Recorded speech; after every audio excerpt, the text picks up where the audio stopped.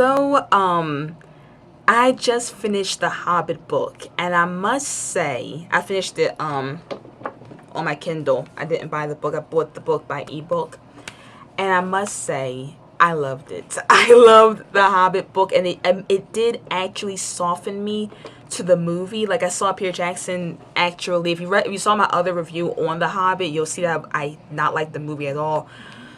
But after reading the book, I see he did pretty much go by the book.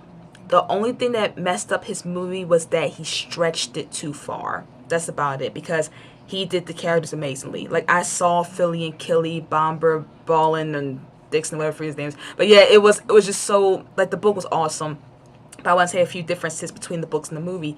Okay, so, oh, by the way, spoilers, we haven't seen either one or read either one, but I want to really get into depth with this. Alright, so the book, it had a few characters that wasn't in it, and the movie had a few characters that wasn't in it. Instead of having, see, I don't know names too well, but there's a character in there who shapeshifts a lot. He shapeshifts into a bear, and he shapeshifts into, like, something else, and he's really, really powerful and strong. He's like, what's his name, Baron or something like that, and, he takes the hobbits into his house when they're not hobbits, oh my gosh, the dwarves into his house, and the hobbit into his house, and takes good care of them. And then he's like a big factor in winning the battle.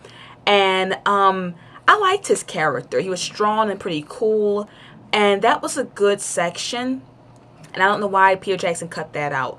I think, I have no idea why he did it. Instead, he added in, he made the main character that really weird white troll guy, and he was not barely even in it. He was like in the very end of the Battle of Five Armies in the book, and I don't know why he really made him a big theme. Overall, I thought it was pretty corny and stupid, but Peter Jackson chose to make him the main bad guy. There was no real bad guy in the book. It was just an adventure, and I loved that. And I still think that if Peter Jackson had made 2 3-hour movies, could be still 3 hours, but just 2. That third really killed it. 2 3-hour movies would have been perfect, would have been The Hobbit. And parts that I thought was not in the book that I was very happy to see is that, yes, what's his name again, the Thorin or whatever his name is, he does die in the end, so it's Philly and Killy. They do auction off all his stuff. A lot of things that I was pissed off with in the movie, I see now why Peter Jackson put it in, is actually in the book. So I'm like, oh, okay, so I feel a little bit better about that. Also, he cut out the parts in Mirkwood that was really awesome. Mirkwood was very, very haunting in the book. I loved it. It was like illusions, like they was getting thirsty and hungry, and they had to walk through the forest, and they saw the elves camped out and eating and stuff like that. When they would go there, it would puff and disappear, and they would become even more lost. And that was really a very haunting scene for me when I read it in the book. And I said, man, why couldn't the movie have this? And then with the spiders, oh man, the spiders in the book was just freaking awesome. And the spiders in the movie again was kind of weak. Like, they focused a little too much on Legolas and his relationship with that girl.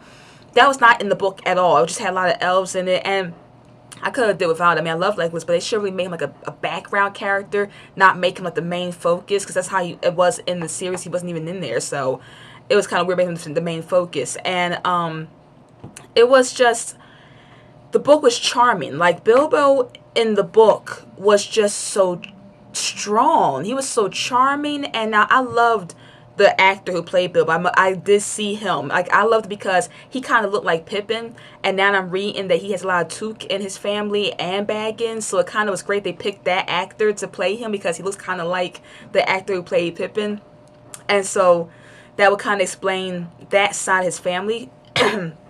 And so I love that they did that. So I can tell Peter Jackson worked hard on the movie. After reading the book, I see, oh, okay, you worked really hard on the movie, but you stretched it out too much, man, because the main guy was Smaug. Smaug came down and he was blowing up fire. He was so jerky in the book. They did a good job with that, but they made his speech too long in the movie. It's like everything was just too long. Where in the book, his whole speech went pretty fast, and then he went out to kill everybody, and he got killed by the guy. And the guy in the book with the arrows, he was not young or attractive like in the movie. He was like a grim-faced old, like not really old, but like not like the guy in the movie in my opinion, but I think it was named Bard, yeah.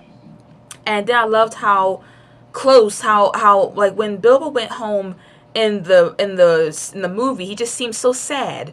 Where in the book, he like was friend of the elves at all times, friend of the dwarves. He got his share of gold. It was just so much detail, and I felt so cheated. Like in the movie, you make us sit through that stretch of long crap, and then like at the end, it's like, okay, pack your bags, time to go. Like no bye to the elves, no nothing. Where in the book, like the elves like honor Bilbo. They're like, you're more fit to wear that elven armor than some elves are, and that you really like. He tried to save everybody by like bringing the Arkstone down and try to save the war, and it was just so much honor, so much charm in the book.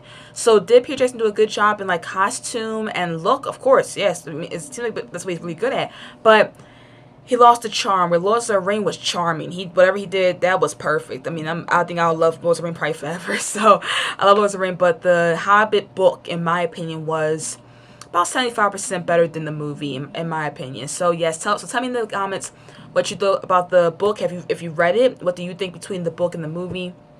And did you like it?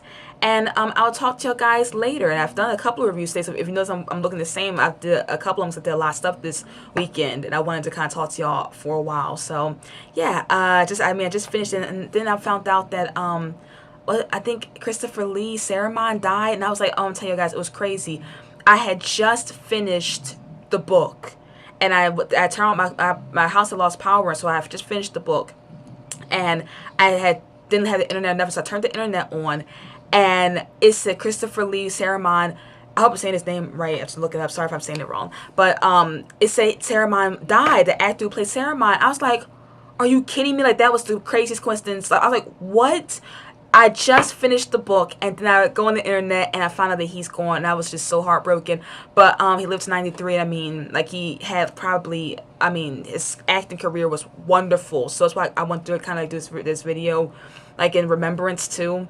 So yeah, I was pretty sad. Tell me in the comments what y'all felt, and condolences to the family. I was really sad, but yeah, wonderful job. I mean, he's like my favorite part of the Lord of the Ring, the Hobbit, at least. Like, Saruman's like classic villain. Like, he was just awesome throughout the years. So yeah, but I'll talk to y'all guys later, and tell me in the comments what y'all think about the Hobbit versus the movie Hobbit. And like I said, all of my videos, I'm an author. Check out my book in the link below. I write sci-fi fantasy as well. And I'll talk to you guys later. Okay, bye.